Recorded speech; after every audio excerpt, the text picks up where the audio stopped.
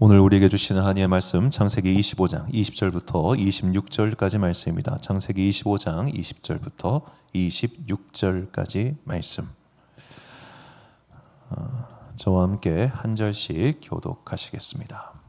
이삭은 40세에 리브가를 맞이하여 아내를 삼았으니 리브가는 밧단 아람의 아람 족속 중 부두엘의 딸이요 아람 족속 중 라반의 누이였더라.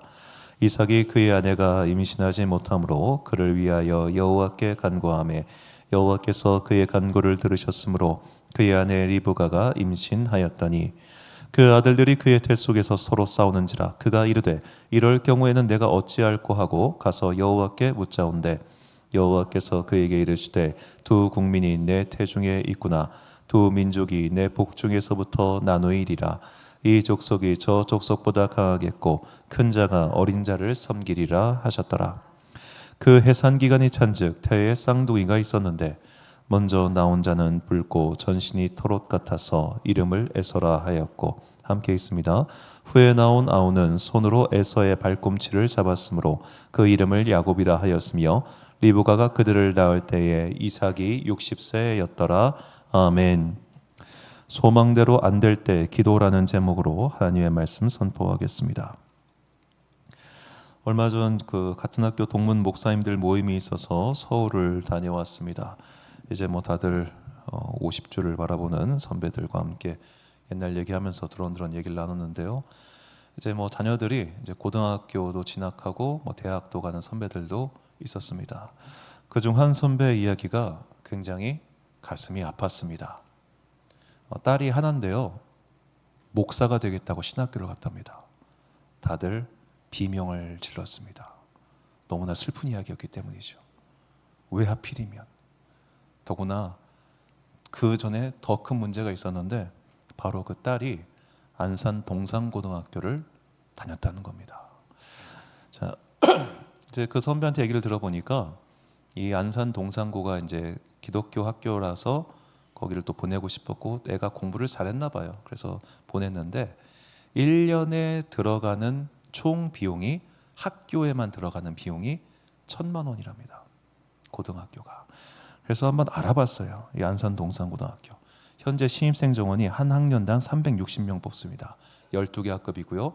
이 대학 입학 결과는 이제 공식적으로 공개하진 않지만 이제 작년도에 스카이, 그러니까 서울대 연대 그쪽에 24명 보냈고 서성한이 51명, 교대 사관학교 32명. 이 중에 의치하는 12명이었다고 하더라고요. 그래서 이제 24년 뭐 이렇게 서울대를 계속해서 꾸준하게 보내는 학교인데 여하튼 공부를 꽤 잘하나 봐요. 근데 중요한 거는 학비가 연간 400, 운영비 330만 원, 기숙사비 175만 원, 식비가 하루에 13,000원이 들어가는 거예요. 그러니까 이거를 1년에 1,000만 원 이상 학원비 빼고입니다. 학원비 빼고 연 1,000만 원씩을 딸한테 투자를 했는데 얘가 목사가 되겠다고 신학교를 간다고 하니 복장이 터질 일이죠. 아무리 목사지만 복장이. 왜냐하면 좀 솔직한 말로 장신대 대학부는 이 정도로 공부 안 해도 들어갈 수 있어요. 굳이 너한테 연간 빚져가면서 1,000만 원 이상씩 돈 써가지고 보낼 학교는 아니요. 그 정도로 공부를 잘할 필요가 없는데 갑자기 이제 딸이 고등학교 때 깊은 은혜를 체험하고 목사가 되겠다고 하니 그러니까 그 형의 표정이 웃으면서도 너무 슬픈 거예요. 내가 너 신학교 보내려고 빚졌냐? 너무 어이가 없는. 그러면서도 한편으로는 그래 얘가 정말 거기서 하나님 깊게 만나가지고 목사가 되겠다니 기쁘면서도 너무 황당한 그 묘한 감정.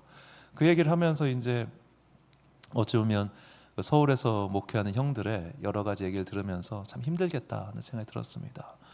이제 보통 뭐 서울에 있는 교회들도 담임 목사 사례비가 한 400 정도가 안 돼요. 400 초반대인데 그 월급으로 혼자서 400을 하면서 자녀 고등학교 학비를 내기가 너무 힘들더라는 겁니다. 그러니까 이제 이 동산고 보낸 형이 학교 졸업하니까 자기가 빚진 게 애 교육비만 4천만 원이라는 거예요. 혼자서 이걸 감당해야 되다 보니까 고등학생입니다. 고등학생, 대학생이 아니고. 그런 애가 신학교를 간다고 했으니 눈이 뒤집어질만 하지.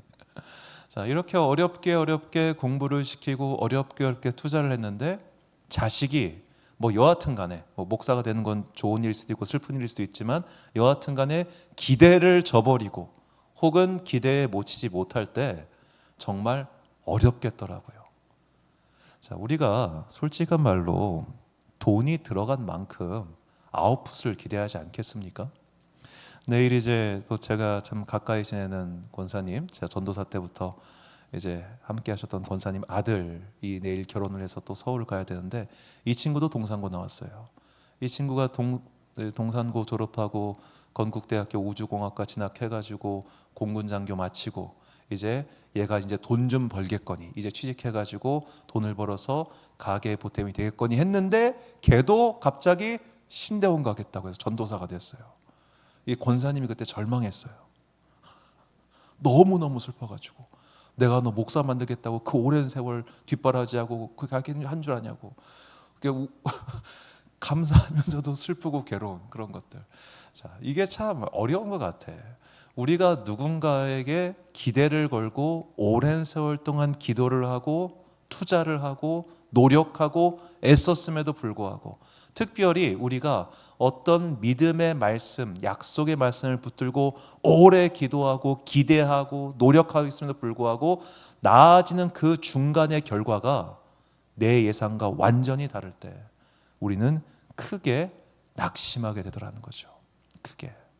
분명히 내가 약속의 말씀을 받고 출발을 했는데 가다 보니까 왜 이러지? 왜 이러지? 왜 이러지? 이 결과가 왜 이러지? 라는 생각이 들 때 우리는 과연 어떻게 행동을 할까요? 자, 오늘 본문의 리브가는 약속의 때가 더디 왔을 때 혹은 약속의 때가 오기는 왔는데 내 생각과 다를 때 어떻게 행동해야 하는가를 보여주는 전형적인 사례라고 볼 수 있습니다. 자, 이삭과 리브가가 결혼을 했습니다. 어렵게 임신했습니다. 결혼한 지 20년 만에 드디어 자녀를 갖게 되었습니다. 그런데 이 쌍둥이가 뱃속에서 난리를 치는 거예요. 그때 이삭이 기도했고 하나님께서 그 자녀들을 향한 약속의 말씀을 주십니다. 본문 23절 말씀에 여호와께서 그에게 이르시되 두 국민이 내 태중에 있구나. 두 민족이 내 복중에서부터 나누이리라. 이 족속이 저 족속보다 강하겠고 큰 자가 어린 자를 섬기리라 하셨더라. 아멘. 자, 저 약속의 말씀을 부모의 관점에서 읽어봅시다. 둘이 국민이 된답니다. 둘이 민족이 된답니다. 그거는 복된 약속임이 분명하죠. 저것이 나누이던 한쪽이 더 강하던 한쪽이 섬기던 그것은 사실 부모에게 중요한 문제가 아니죠. 왜? 어차피 둘 다 성공할 테니까. 굳이 비교를 하자면 큰애는 신세계백화점이고 둘째는 현대 아울렛이요. 둘째가 현대 아울렛이면 아울렛 너무 작지 아지 할 수 있겠지만 아울렛도 좋은 거예요. 그렇죠? 굳이 둘 다 백화점 사장을 약속 받았으면 어느 게 더 클까? 둘이 M&A 안 되나? 이런 거 고민할 거 없이 각자 큰 집단을 이루고 각자 복받고 살겠구나. 부모는 이것만 받으면 되는 거예요. 그 안에서 나뉘어가지고 누가 더 크냐, 누가 작냐, 누가 강할 거냐, 누가 섬길 거야. 그거는 걔네들 문제예요. 부모는 일단은 이 둘이 다 복받아서 큰 민족이 된다고 했으니 그걸로 감사하고 기다리면 될 거 아닙니까? 그런데 리브가는 그리고 나중에 보면 이삭도 그 약속의 때를 기다리지를 못해요. 자, 본문 27절과 28절을 세번역 성경으로 제가 읽어드리겠습니다. 자, 두 아이가 자라 에서는 날쌘 사냥꾼이 되어서 들에서 살고 야곱은 성격이 차분한 사람이 되어서 주로 집에서 살았다. 이삭은 에서가 사냥해온 고기의 맛을 들이더니 에서를 사랑하였고 리브가는 야곱을 사랑하였다. 자, 우리가 이 말씀을 잘 읽어야 되는데, 자, 에서가 날쌘 사냥꾼이 되었다고 하는 것은 그가 군사 지도자로서의 능력을 가졌다는 뜻입니다. 자, 과거에서부터 중세까지 사냥이라고 하는 것은 군사 훈련의 예비, 연습의 성격이 굉장히 짙었습니다. 그러니까 단순히 짐승을 막 숨어 있다가 짐승을 슝 사가지고 잡는 그런 사냥꾼이 아니라 이 몰이를 해야 되잖아요. 몰이를 하고 매복해 있고 이런 모든 것들이 다 군사 훈련의 일환이었기 때문에 날쌘 사냥꾼이란 말은 그가 용사의 기질, 고대의 군사 지도자의 기질을 가지고 있었단 말입니다. 자, 이삭은 유목민족의 지도자입니다. 유목민족의 지도자에게는 자기를 외부의 적으로부터 보호할 수 있는 강력한 군사력이 항상 필요했습니다. 그런데 자기 큰아들이 그런 군사적 능력을 가지고 있는 거예요. 그래서 예뻐한 거예요. 이삭이 무슨 고기 애호가여가지고 그 사냥꾼 그걸 좋아한 게 아니라 이 사냥물이라고 하는 것은 그 집단의 승리를 상징하는 어떤 거란 말입니다. 한마디로 요즘 비유하자면은 아들을 낳았는데 얘가 잘났어요. 능력이 있어요. 사업에 능력이 있어.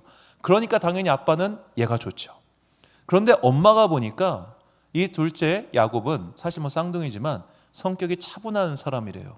그런데 차분한 사람인데 집에서 살았답니다.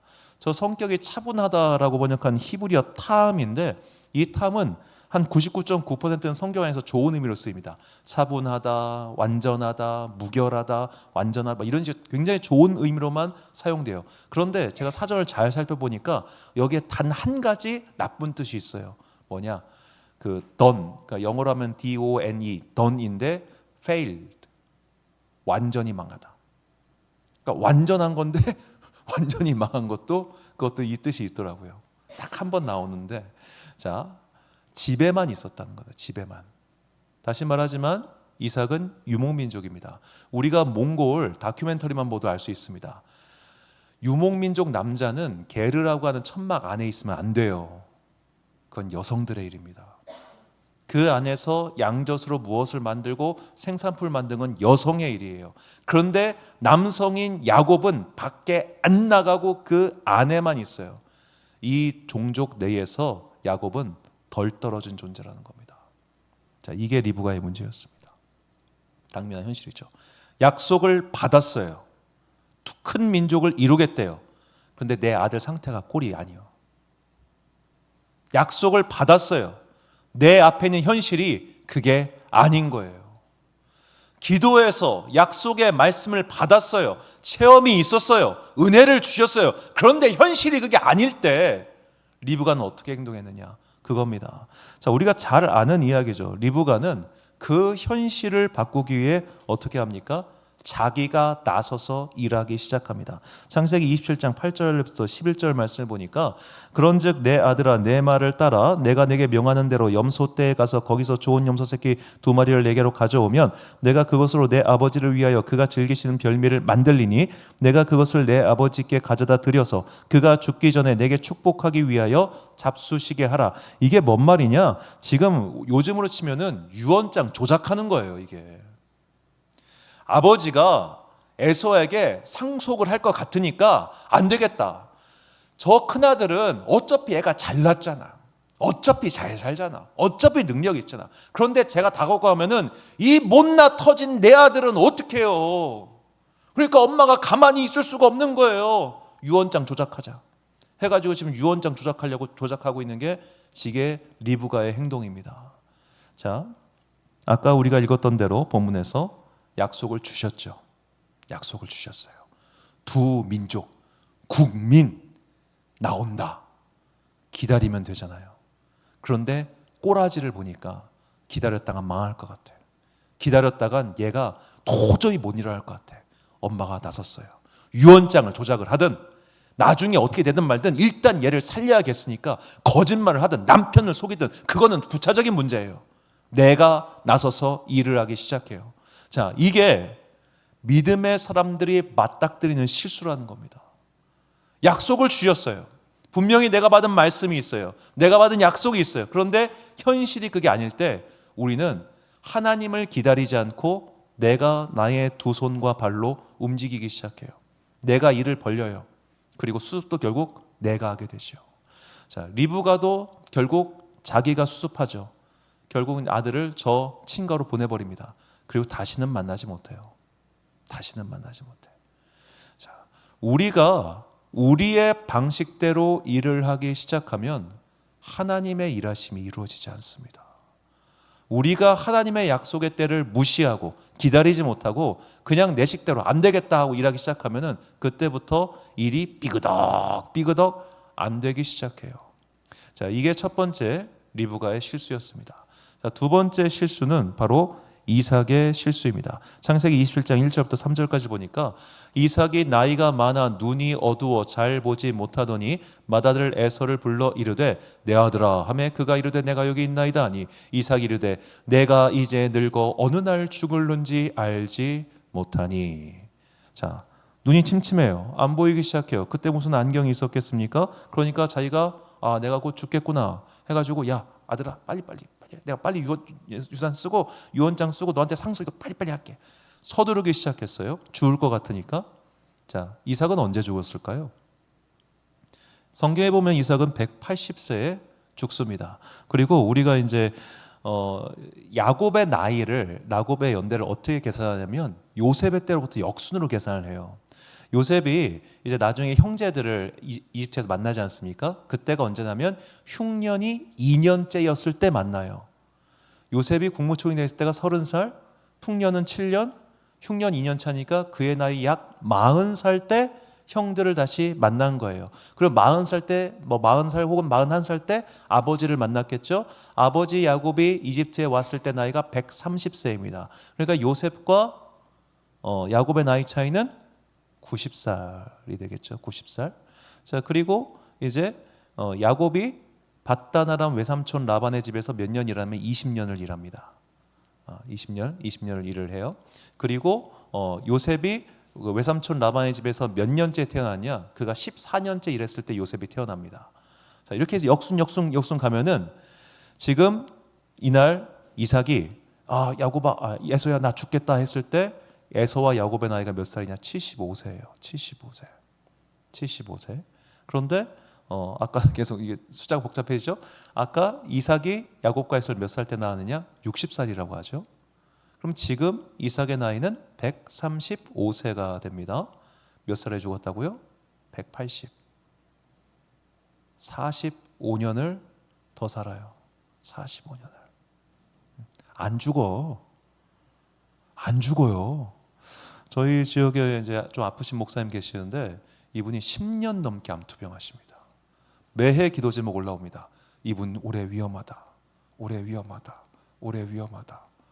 그분은 이제 항암도 안 하시는데 아직 계속 기도 제목이 올라와요.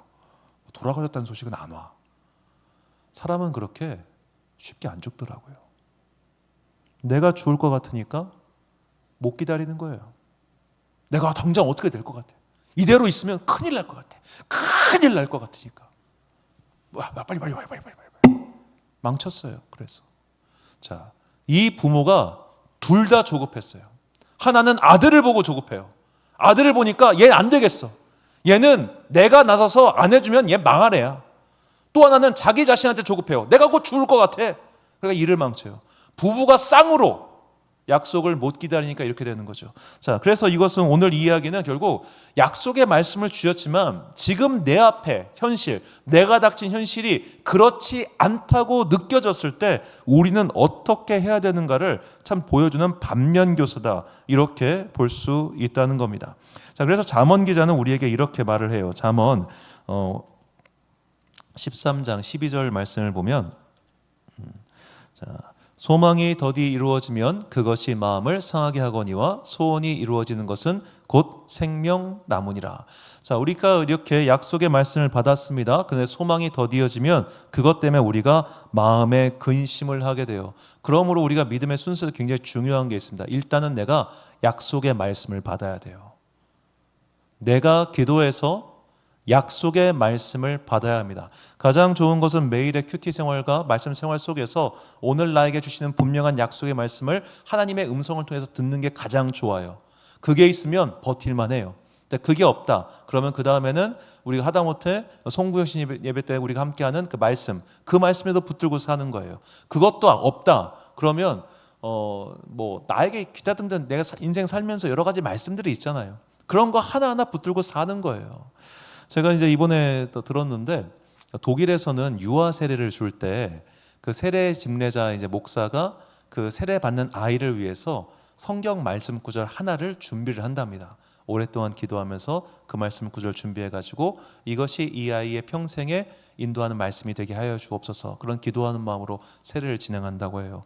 우리도 이제 성탄절날 이제 우리 두 아이 준비하고 있는데, 자, 그런 마음으로 어쨌든 간에 걔한테 주신 말씀이든 뭐 직접 받은 말씀이든 그런 말씀들, 자, 우리가 그런 말씀들을 붙잡고 약속의 때가 더디 오더라도 내 눈앞의 현실이 그것과 전혀 상관없어 보이더라도 믿음으로 기도하며 버티는 힘, 이 힘이 우리 안에 있지 않으면 우리도 오늘 이삭처럼 리브가처럼 자기가 무언가를 한다고 하다가 결국 그것을 망치게 된다는 것을 꼭 기억해야 됩니다.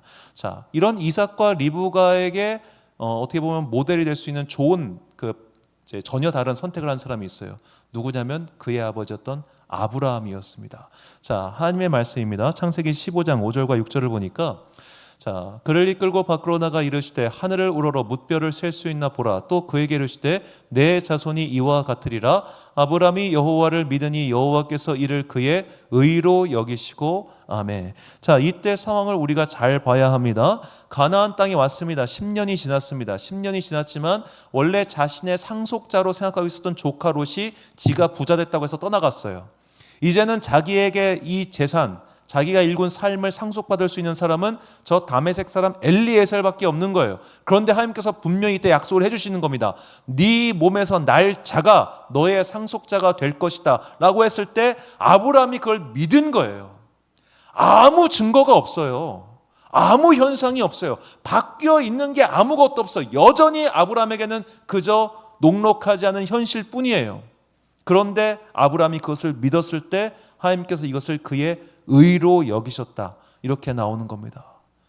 약속을 해 주셨으니까 그 약속이 비록 내 상황이 요래, 내 상황이 저래 함과 상관없이 끝까지 믿을 때 주님께서 그 믿음에 응답해 주십니다. 그래서 우리가 상황을 맞닥뜨렸을 때, 지난주에도 말씀드렸지만 문제를 맞닥뜨렸을 때 제일 중요한 게 뭐냐? 문제 너머에 계신 하나님께 주목해야 된다는 거예요.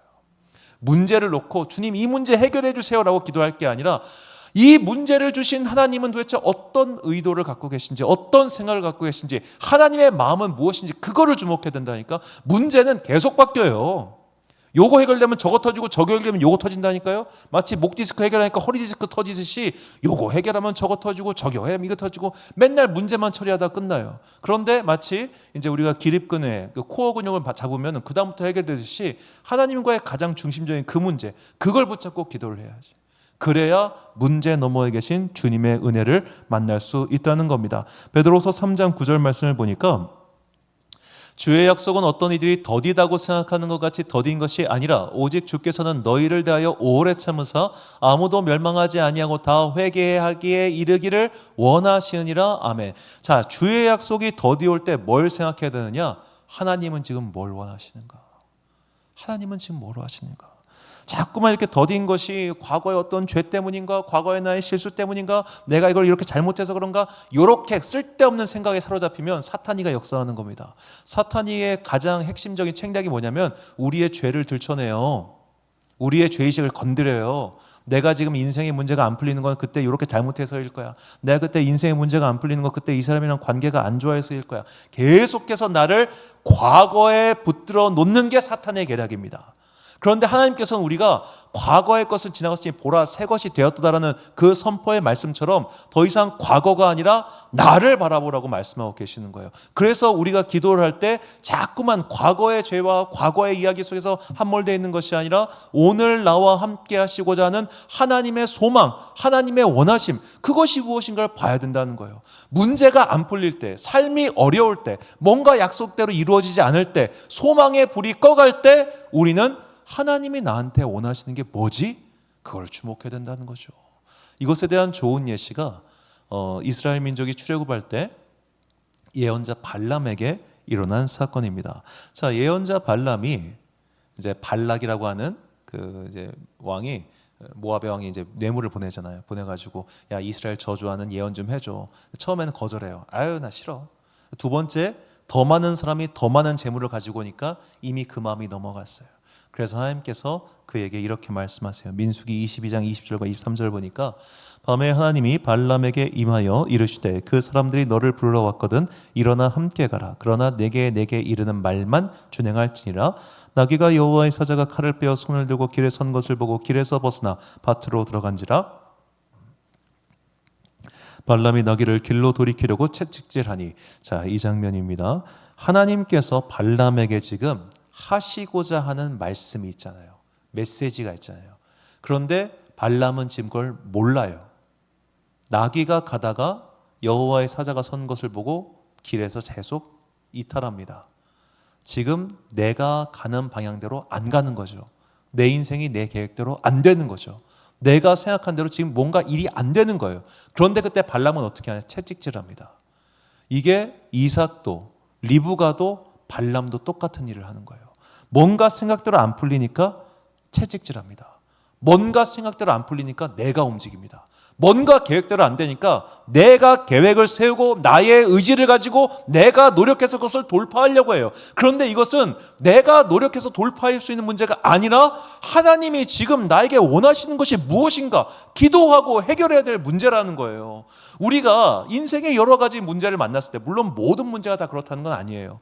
적어도 약속에 관련돼서 하나님께서 분명히 내가 믿음 생활을 할 때 내가 하나님께 충성하기를 결단했을 때 나에게 주신 약속, 나에게 주신 말씀들이 있을 겁니다. 그 말씀을 붙잡고 살아가는데 뭔가 뜻대로 안 돼. 뭔가 잘 안 풀려.